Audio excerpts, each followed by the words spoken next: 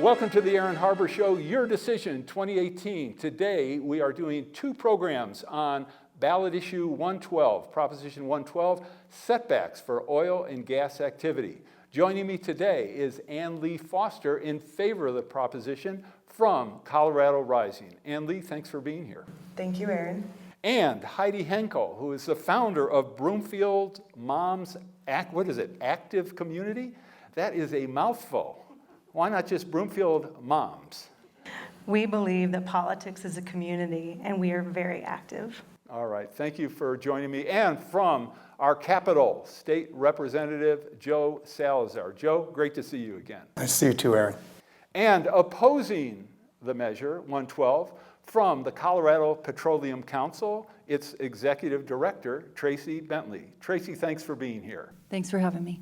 My pleasure. And Chip Reimer, Vice President at Noble Energy. Actually, it's probably Senior Executive Vice President for the lower 48 or something to that effect, Chip? Yeah, that's correct, Darren. All right, thanks for joining me, Chip. Looking forward to the discussion.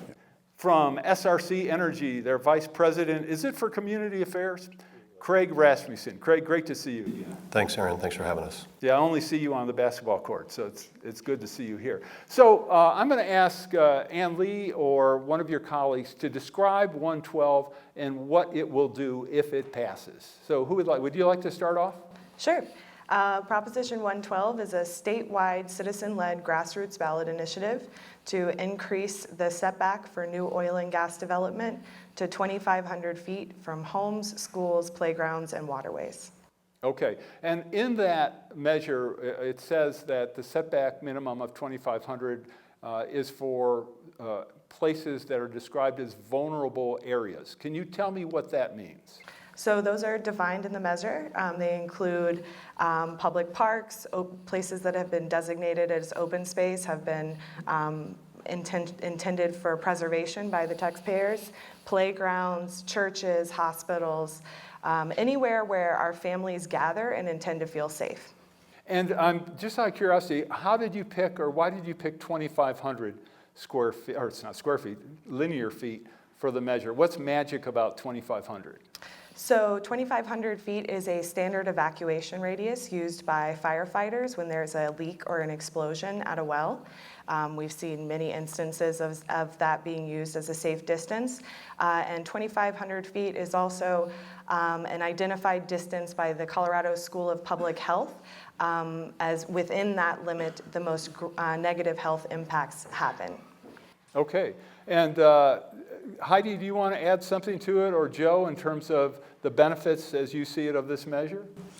Yeah, so kind of going back to the vulnerable areas, in the past, especially in Broomfield, we were told we were going to have 24 wells, and they actually applied for 144.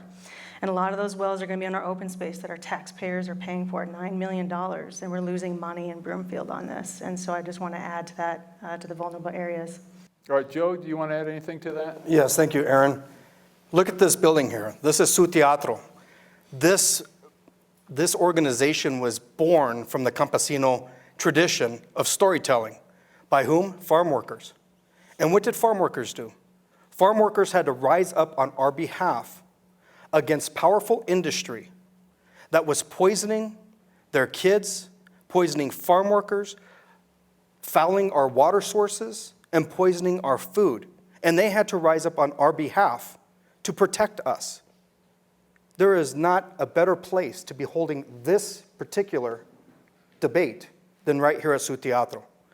And Proposition 112, this is, as Heidi indicated, a citizen-led initiative where over 160,000 people signed for this petition to bring it on the ballot. And why is that? Because of the oil and gas industry. Because of the way the oil and gas industry operates at the Capitol, because of its refusal to try to negotiate in good faith at the Capitol on bills, because let's remember, just this year alone, Representative Mike Foote, he brought a bill for a 1,000-foot setback, not 2,500 foot. And who showed up in force to fight against it? Oil and gas. They are just as responsible for this ballot initiative as the people who went and collected signatures. Okay, Tracy, Chip, and Craig, I'm going to give you a chance to respond to that. That was a large number of points. Tracy, I'd like you to do two things, or at least one of the two. One is, of course, tell me why you think the measure is a bad idea, number one. And number two, if there's some specific points that you want to respond to that were just mentioned, please do. And again, Chip and Craig, jump in as well.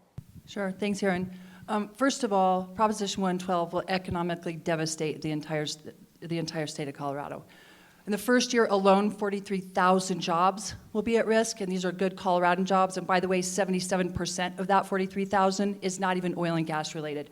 We're talking about our teachers, our nurses, our mechanics. These are our community members. So this is not direct. This is not just an oil and gas measure. Make no mistake.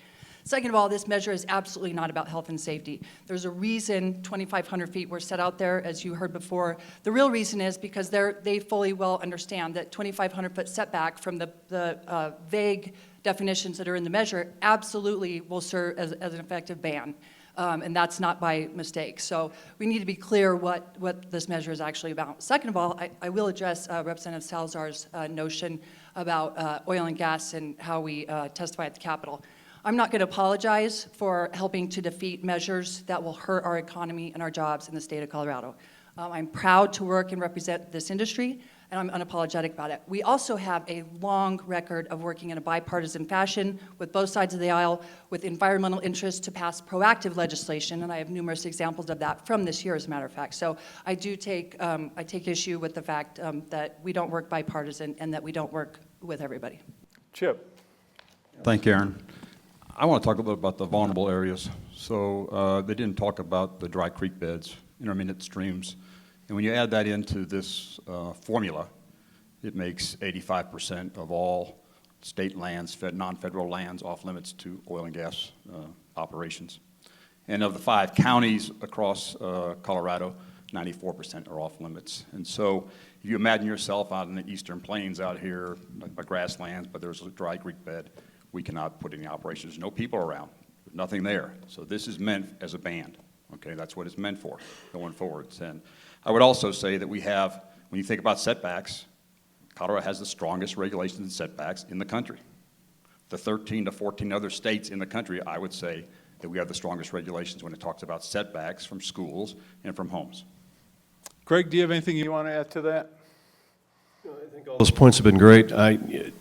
On a personal note, I live right in the heart of Weld County. I've lived there for 19 years, had 7 wells, ironically by the company I'm employed for, drilled 800 feet out my back door. So I've lived through it. I know the impact. I know what it drives and does, not only for our county, but for our state.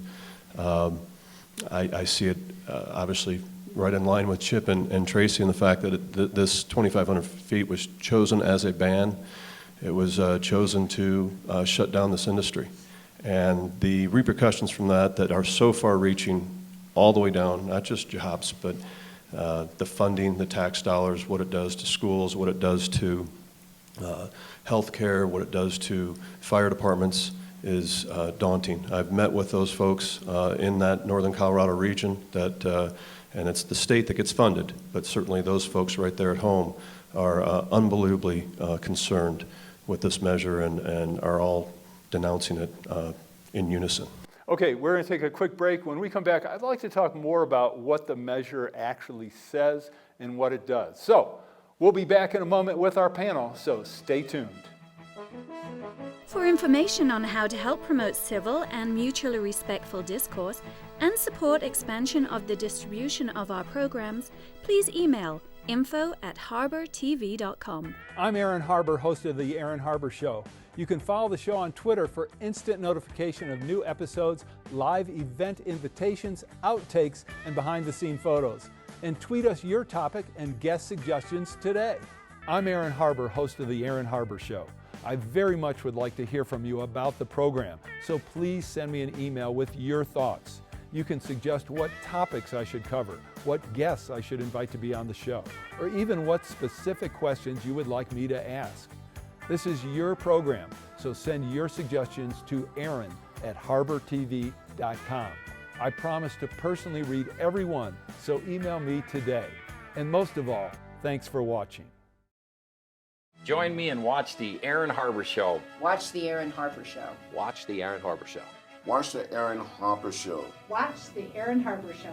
I'm Reverend Jesse Jackson. Watch the Aaron Harber Show and Keep Hope Alive. The Aaron Harber Show may be viewed 24/7 at no charge from any location in the world at harbortv.com. Welcome back to the show. This is part one of our special two-part series on Proposition 112, creating a 2,500-foot setback for oil and gas activity. So I think it's really important for voters to understand the specifics of this measure. So let me ask you all some questions, and any of you can respond. As I read it, and it's actually not a lengthy proposal. It's fairly clear and easy to read, so thank you for doing that, the proponents. As a voter, I appreciate that. As I read it, and correct me if I'm wrong, what the proposal does is create a minimum setback at 2,500, but it appears to allow other government entities, municipalities, counties, for example, to set even more restrictive setbacks that could be longer than 2,500. Is that correct, and was that the intent of the proposal?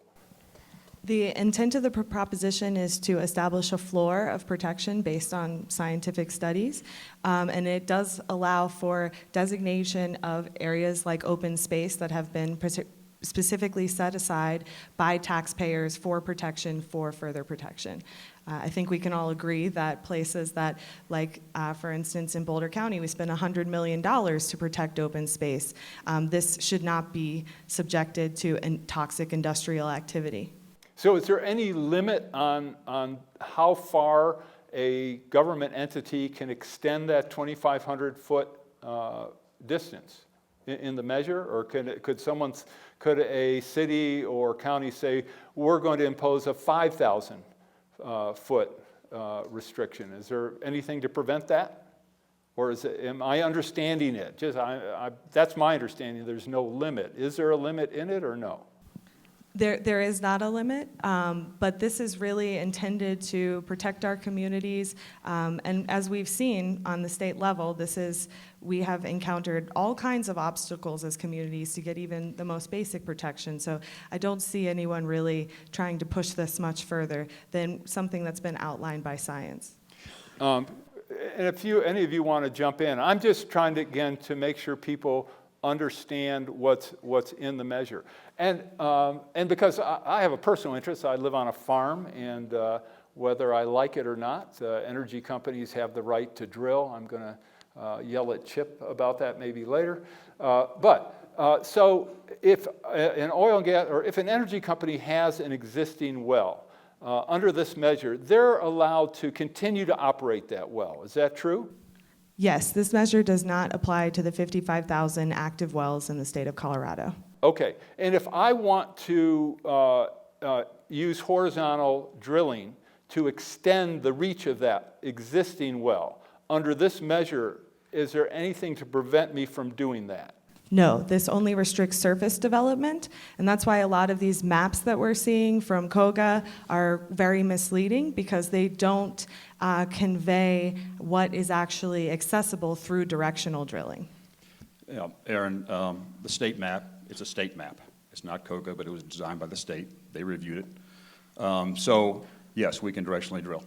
You know, we can drill, I think the longest lateral in the state may be 15,000 feet, which is just under 3 miles. But the problem is it includes flow lines. And so when we produce oil and gas, 3 products come up: oil, water, and gas. We put it through flow lines. Flow lines go by dry creek beds. So I can be locked out. It's a ban. I cannot get my product out. So I can drill it, but I can't get the product out because of flow lines. If I'm going through some right-of-way or whatever, if it gets near some type of dry creek bed, I cannot produce it. Okay, and you're saying if you're talking about if you're trying to produce more product from an existing well, things like that. From new locations. You asked me if we could horizontally drill. Right. And if we can yes, I can horizontally drill 3 miles. But the problem is it's sitting in a spot. How do I get that product out of that wellbore? That's surface location. It goes through flow lines. Flow lines go different directions. They go by dry creek beds. Why would I drill something and let it sit there? I cannot flow that product out of there. Okay, so how about you already have flow lines for an existing well. So I guess my question was, if you have an existing well, Chip, Yeah. and let's say you fracked it for a mile, you've gone vertical for whatever distance you need, and you've gone horizontally a mile, you want to come back to it and go horizontal 3 miles. Is there anything in this proposal which stops you from doing that? Well, yeah, you have to have a permit if I'm going to go further. I have to have a new permit. So would that prevent them from, so that was my question. So, and I don't want to get overly technical, but it strikes me as a really important issue, because what I'm hearing from you is that if I have an existing well and I want to, and I'm not talking about recompleting or anything else, I want to extend the horizontal drilling I've done, you're saying I have to get a new permit, and that permit would be subject to this restriction? correct, And they're yes. saying it would not. You need a state permit. If do this that, does not, extend if it. it's an active well and they're continuing development, they don't have to have a new permit. That's why you keep stripper wells, so that you can continue to frack without having to resubmit and force pool more people. That's simply incorrect. I mean, we work in the regulatory body every day and what we submit to the Oil and Gas Commission. If we were to, first of all, if technology allowed us to, and to be able to extend an existing well bore that's already cased and cemented in there, you're not going to be able to drill through that and continue on. So it would be, even if you were, it would not be feasible without a new permit from the state. It would be subject to this. The state requires that permit. Okay. All right, well, we will check with the Colorado Oil and Gas Conservation Commission and verify that one way or another. Heidi, please. Yeah, I just want to interject just a tiny bit here that the COGCC has never denied a permit. So to call it a regulatory committee seems very low level to us. Okay, well, I mean, they're the ones who I've are, had numerous permits denied. I'm sure you have It too. happens all the time. Actually, Okay, well- I've asked the COGCC if they've ever denied a permit. They've never denied them. Instead, what they do is they modify them. So maybe you didn't get the permit that you wanted, but you got a modified permit. So let's not say that I was denied on something. You actually haven't been. But also, let's remember that this is not a constitutional amendment. This is a statutory. It's a statutory mandate to the legislature, right? That's what this is. It's a citizen-led initiative for a statutory mandate to the legislature. So there are going to be rules that are going to be developed around this. People who are going to be interpreting what does existing well mean, and does that include flow lines? Does it not include flow lines on issues involving new wells, where the 2,500-foot setback would actually be implemented? So there's still a lot of work that will be done, particularly with the existing wells, and then I imagine that the industry will have to figure out what they're going to do with their 3-mile-long horizontal fracking on new wells. I think the wording uses flow lines in there right now. it does.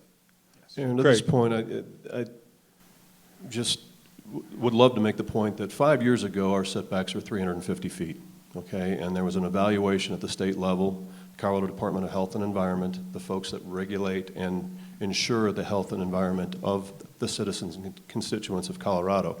And they pushed it to 500 because they said that was more than sufficient.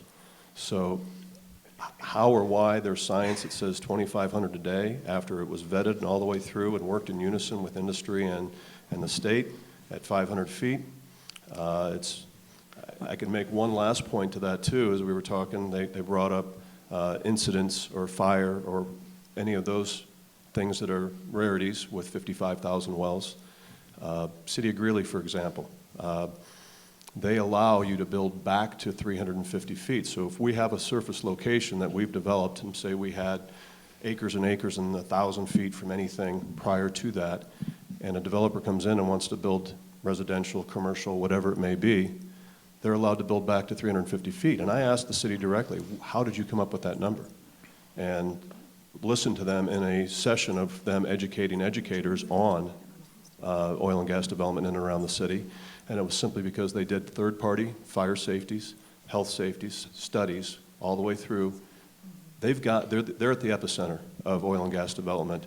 They've got their hands around it better than anybody else in the state. And they came up with 350 because those third-party people told them that's more than safe. All right. I know we've I got have to, a few hold things on to one say. second, Joe. We've got to end this segment in a minute, but go ahead. I want you to get in a quick So word. 5 years ago, we didn't have the data that we have now. Now we have definitive data from the Health Sciences Center, from Anschutz, that talks about what the health effects are. So you can't talk about, well, this happened 5 years ago. You know, we should keep it 5 years ago. Now we have more information. Now we have scientific evidence, whether you believe in science or not. We have scientific evidence that talks about the health effects and about the safety and the distance, which is 2,500 feet. That's why it's supported by science, this initiative. All right, when So- we come back, we're going to take a quick break. When we come back, we're going to talk about what the science says. So stay tuned for more. We'll be right back. For information on how to help promote civil and mutually respectful discourse and support expansion of the distribution of our programs, please email info@harbortv.com. The Rex Howell Broadcaster of the Year Award recognizes an individual who, through leadership, skill, and dedication, is advancing the broadcast industry in our state and our nation. Tonight, we honor Aaron Harber. Aaron has worked extensively in the media as a host, producer, political and economic commentator, and columnist. Today, the Aaron Harber Show is the focus of his media involvement.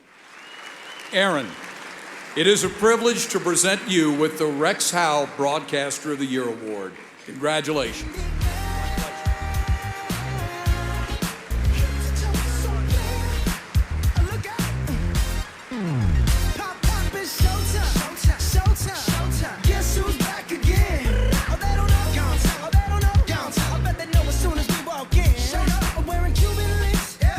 Just make journalism great again. The Aaron Harber Show may be viewed 24/7 at no charge from any location in the world at harbortv.com. Welcome back to the show. Remember, this is part one of our special two-part program on Proposition 112, proposing a minimum 2,500-foot setback from oil and gas activity. So one of the things I want to talk about is what does the science say? But before that, back to clarification, what is the 2,500-foot starting point? So, for example, I have on my farm, whether I like it or not, I have a couple of oil and gas wells, and there's different equipment. There's separator tanks. There's the wellhead and all that. Where do I start pacing off that 2,500? So as is the current regulation, it starts from the center of the well pad. And that's part of the problem with the current regulation is it's designed to apply to single well pad, the old school derricks that you see, and they haven't been updated in congruence with the technology, where now we have industrial activity the size of a small strip mall located just a few hundred feet from a playground. In addition, Julie Murphy, director of the COGCC, was just stated earlier this week that the 500-foot setback is purely based on a nuisance, so on sight and sound issues. It does not factor in health impacts. It doesn't factor in explosions. It doesn't factor in exposure to toxic benzene and ethylbenzene, which are cancer-causing toxins. Okay, and you said it's based on a nuisance factor. I assume that was the word you just used. Yes, according to the current director of the COGCC, Julie Murphy. Okay, Heidi, did you want to jump in? Yeah, so I talked with Julie on Tuesday, and she was at an energy forum, and you'd be surprised that only oil and gas people were at the energy forum, which I find interesting. But going back to that... Well, wouldn't you expect oil and gas people to be at an energy forum? No, only oil Renewable. and gas is what I'm saying. There's renewable. It's Our interesting. communities are stakeholders. So anyway, I'm going to go back to that she said it's only based on nuisance. And I will tell you that, like she said, that like Ann Lee said, that it's only based on the single wells. If they can horizontally drill for a long ways underneath, they should be able to be back further away from homes. And we have people in Erie, I'm telling you, they have cases and cases of people that cannot sleep at night. They have cases and cases of people who cannot even open their windows all year long. We have increased adult asthma happening. We have nosebleeds in children. It's obscene. And the industry has gone too much, too big, in a short amount of time, and the permits have quadrupled, and they're only skyrocketing from here. And so we used to see that, you know, back in the day when all these rules were made, 7 wells was like a big deal. We're hitting now 20 wells into a well pad, and it's obscene. All right, Chip, I know you've been waiting patiently. Yeah, thank you, Aaron. You only have 8 things to address. That's it. I know I have 700 employees that work with me every day along the Front Range. I know their families. I know some that live within 600 feet that have children, and they feel very, very safe. For me, I've been in this industry long enough. We have monitors on our folks that we can see the air monitor and see what's going on. I'm a second generation, and my son is in there right now. And if I thought there was a health impact or a safety impact, do you think that I'd have him in there? There's no way. My wife wants to have grandchildren. And there is no way I would ever do anything like that to impact anybody in my corporation, anybody in the state of Colorado, and my son especially. Because I understand the value and where we do it and the safety things we do every day, from monitoring and the safety things we do. Okay, Tracy. Aaron, I'd like to add that I am a proud Weld County mom. I've raised 3 kids in the heart of oil and gas country in the middle of Weld County. And I can tell you they are extremely healthy. What I would also add is that while over 80% of oil and gas production comes out of Weld County, a recent assessment, a health assessment from Weld County shows that Weld County is one of the healthiest counties in the state. Okay, so, Weld County, of course, is the largest county in the state. I think almost something like 4,000 square miles. What about the comments in regard to studies done that, and I think the reference was to studies that have been done that indicate certain types of health hazards within 500 feet of wells. Address those, because I think people are really interested in those results, and what do those really mean?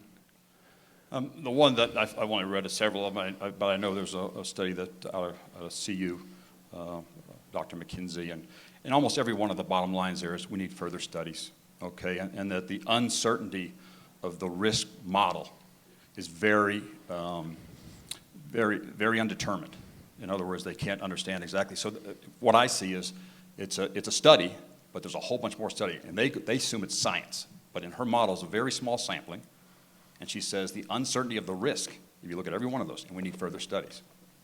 All right, I'm going to give everybody a final comment for part 1. Ann Lee, go ahead.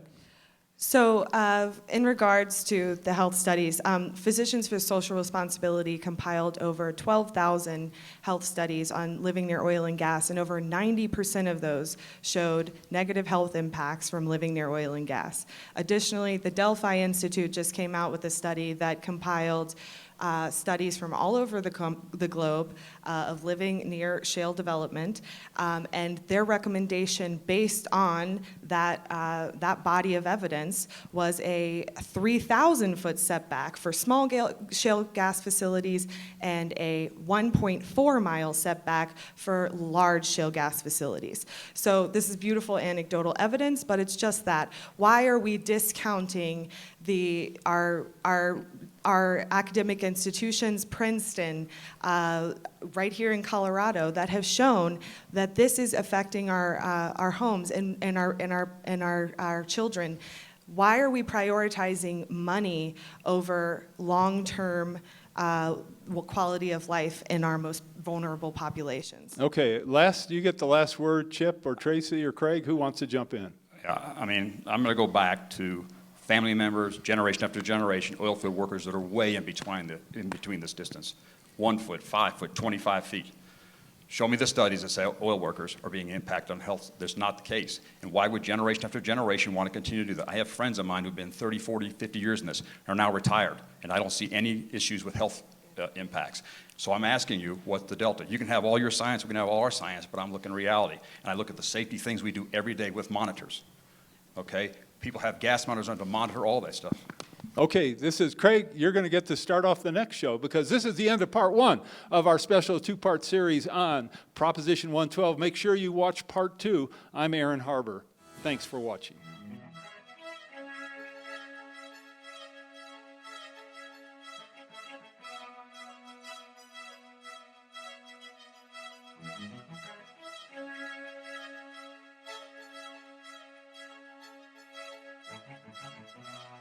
please contact us. We want to hear from you. And thanks for watching.